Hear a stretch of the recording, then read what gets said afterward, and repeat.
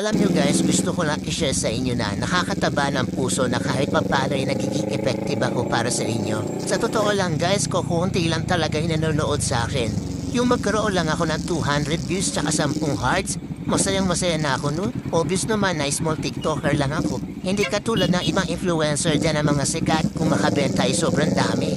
Pero ako guys, kahit ganyan lang yan no, ang saya-saya, promise. Kahit ganyan lang guys, feeling ko hindi ako napanghihinaan ng loob.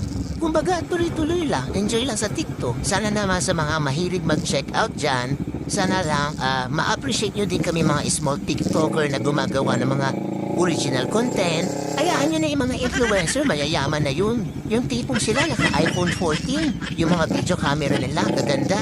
Tapos ako naka-Realme, ang labo pa. Support din naman ako guys as a small TikToker dito na gumagawa ng original content. Sana ma-appreciate niyo po ang mga